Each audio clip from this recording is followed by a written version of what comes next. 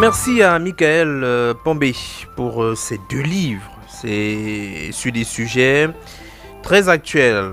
À présent, nous avons avec nous sur le plateau André Achille Meka. Bon après-midi, c'est un habitué de la maison. Hein. Merci Jean-Jacques, merci pour l'accueil. Bonjour à vos nombreux auditeurs et bonjour à tous les passionnés du livre et de la lecture. Oui. Alors, nous ne sommes pas tous les deux, hein. C'est vrai que nous sommes souvent régulièrement ensemble dans les activités de promotion du livre. Mais il y a Hervé Madaya, lui également qui est un habitué de ce plateau. Hervé Madaya, bon après-midi. Merci, bon après-midi et c'est un plaisir d'être là. Merci. C'est un plaisir en tout cas partagé de vous recevoir.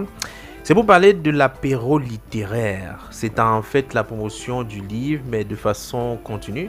Un peu ce que nous faisons à la radio, mais cette fois-là, c'est en présentiel. L'apéro littéraire, c'est la deuxième édition. Tout à fait.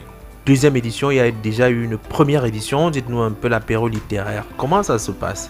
Alors, une première édition qui a réuni 3 auteurs, dont Daouda Mbombo avec Le Fossé des Baobas, Evelyne Mengoakoum avec Les Chroniques des Macs et Hervé Madaya avec Où se cache l'aube pendant la nuit.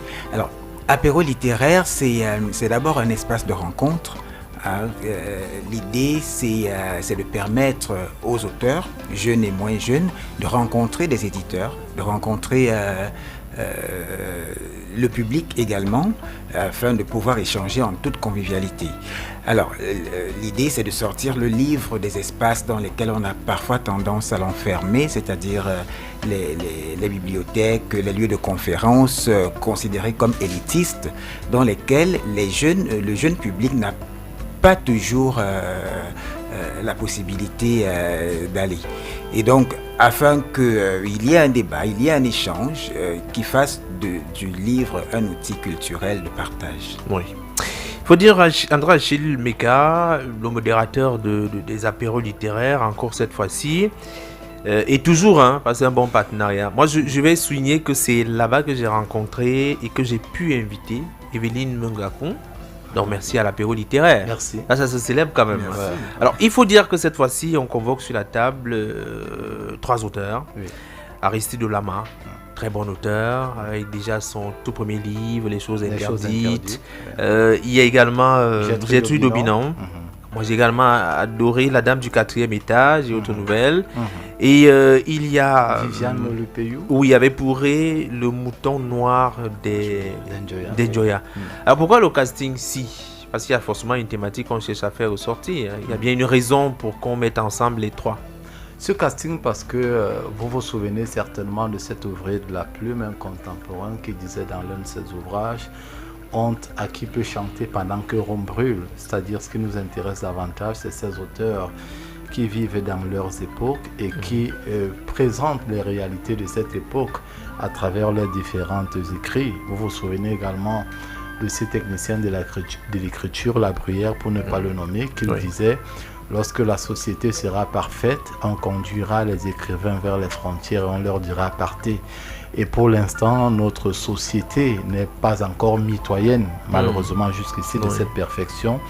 Et nous pensons que les auteurs ont encore un rôle important à jouer. Et c'est ce rôle que ces 3 auteurs qui ont été castés jour, que ce soit Georges Aristide Olama, à travers son premier ouvrage, Les choses interdites, vous pouvez avoir le ton et le la donné par son écriture. Viviane Molupeyou, pour Le mouton noir d'Enjoya, et Gertrude Aubinon, La Dame du 4e étage, qui parle aussi, dans le cadre de son ouvrage, des histoires ou alors des réalités propres à notre environnement. Et vous savez que c'est une question qui interpelle et qui convoque de plus en plus nos dirigeants. Vous savez qu'aujourd'hui, dans l'univers, par exemple, de l'éducation, il y a ce qu'on appelle les APC, les approches par compétences, qui souhaitent que les enseignants adaptent leurs enseignements à notre réalité, à notre environnement. Tout à fait. Et nous aussi, nous sommes preneurs de ce type de projet et c'est la raison pour laquelle nous avons choisi ces auteurs qui s'intéressent davantage à notre vie, à notre quotidien. Pour vous dire que nous ne faisons pas cavalier seul. Cavalier, voilà, vous avez le père Pabé Mongo qui, à travers la Nolika, la nouvelle littérature camerounaise, qui souhaite également que les auteurs vivent leur réalité et qu'ils reproduisent ces réalités dans leurs différentes écritures. Moi, à titre personnel, j'ai eu envie de découvrir Paris après avoir lu Madame Bovary de Gustave Flaubert, parce qu'on faisait de l'éloge de Paris, de Rouen, ainsi de suite. Et c'est ce à quoi on convie les auteurs aujourd'hui. Et nous pouvons très rapidement faire un lien avec la première édition qui a réuni 3 belles plumes, Daouda Mbombo, le fossé des Baobabs, Hervé Madaya qui est ici, qui est le promoteur de ce concept, où se cache l'aube pendant la nuit, et Evelyne Mungo-Akon, les chroniques des marques. Et vous voyez que nous sommes dans cette continuité-là avec les 3 autres auteurs qui ont été castés pour cette deuxième édition. Hervé Madaya, moi ce que j'ai retenu, c'est surtout que ce sont les auteurs qui écrivent dans leur monde, de leur monde. C'est-à-dire que c'est peut-être l'un des critères qui compte pour avoir des auteurs qui viennent parler avec les lecteurs. Ah mais absolument, c'est-à-dire que les auteurs, on a là 3 auteurs comme pour la première édition qui viennent de différents univers, qui ont des parcours divers, mais qui entrent bien dans le concept de l'apéro littéraire. Oui. C'est-à-dire que très clairement, pour être retenu dans l'apéro littéraire, il faut avoir une voix authentique et mettre en avant les réalités camerounaises. La thématique générale étant justement comment les auteurs se servent de ces réalités, du vécu camerounais dans leur écriture, comment ils mettent en avant notre vécu. Il faut dire que c'est une activité vraiment pour les amoureux du livre. Tous les auteurs sont appelés, il suffit juste d'avoir une écriture authentique.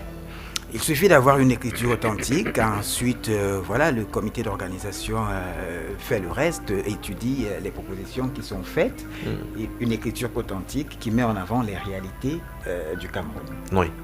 J'ai envie de dire, Jean-Jacques, à cette question que vous posez à Hervé Madaya, je ferai un peu le chrétien du lundi pour dire que pour ceux qui lisent la Bible, on dit que si vous n'aimez que ce qui vous aime, qu'est-ce que vous faites de mieux?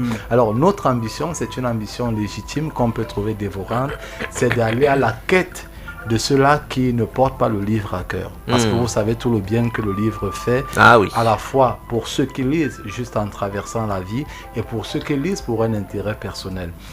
Notre cible principale, c'est pas uniquement les passionnés du livre, c'est monsieur tout le monde, tout venant.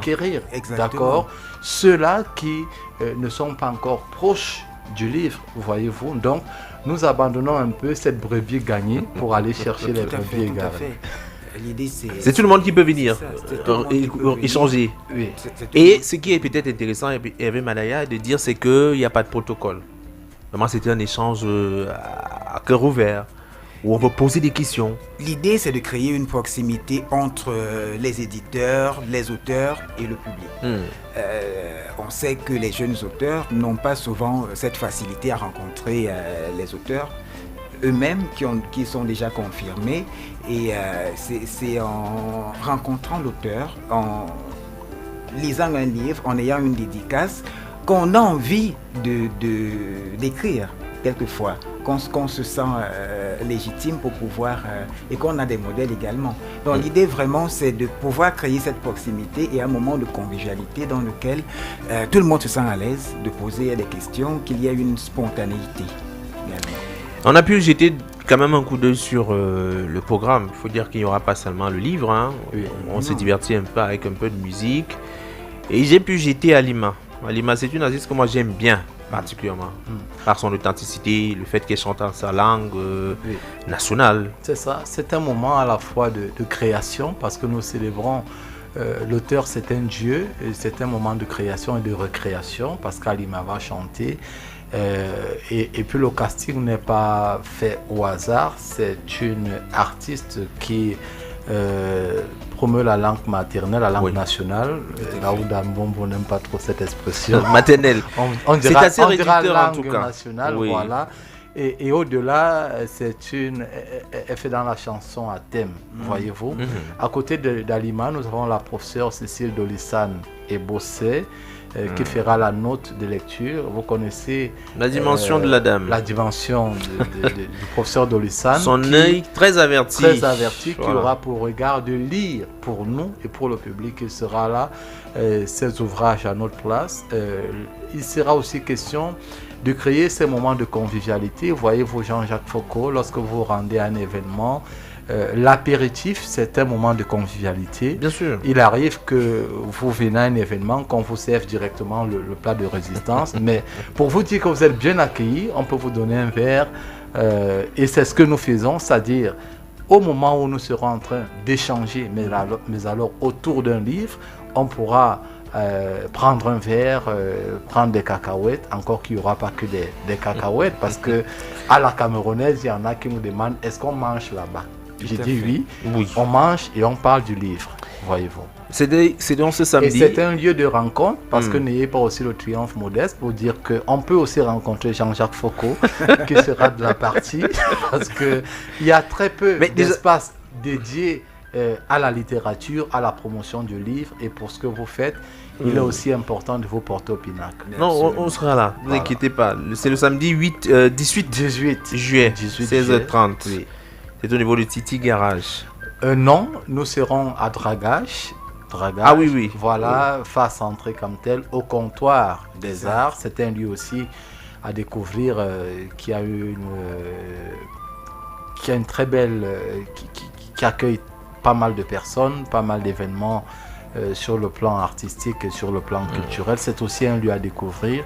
Donc, toutes les personnes qui souhaitent rencontrer ces auteurs qu'on a peut-être eu l'opportunité de lire, Hervé Madaya, Daouda Mbombo, qui sont membres, disons-le, du comité d'organisation, effectivement. Evelyne Mungue-Akoum, mais ce qu'on viendra davantage voir, c'est ces trois auteurs, Viviane Molude-Peyou, pour le mouton noir d'Enjoya, Georges Aristide Lama pour Le jour et l'abîme, et Gertrude Le Binon pour La dame du 4e étage. Il faudra bien venir pour voir le regard que ceux qui sont au 4e étage portent sur nous. Sur ceux qui sont au rez-de-chaussée. Moi, je suis très heureux de vous revoir parce que c'est le même combat que nous menons tous, la promotion du livre, de l'écriture. Et lorsqu'on dit encore que même ceux qui ne lisent pas, peut-être c'est le moment de venir apprendre et écouter. Absolument. À force de partager un environnement avec les personnes qui lisent, on va être piqué par le virus, la sensibilité. On finit par s'y intéresser, même si c'est l'occasion pour le jeune qui a un manuscrit dans son tiroir, qui a un manuscrit dans sa tablette, de venir rencontrer un éditeur. On ne rencontre pas un éditeur tous les jours. Ça, c'est vrai. Là, on pourra poser des questions de manière spontanée, et peut-être avoir des réponses, ce que j'espère fortement. Il ne me reste plus qu'à vous dire merci à tous les deux d'être venus à la radio. Ça nous de vous dire merci, Jean-Jacques Foucault, pour l'amplificateur que vous êtes, pour cet événement que vous annoncez ici depuis plusieurs semaines. Et donc, nous nous donnons rendez-vous à tous ceux qui aiment la littérature et qui n'aiment pas la littérature. Venez samedi prochain. Nous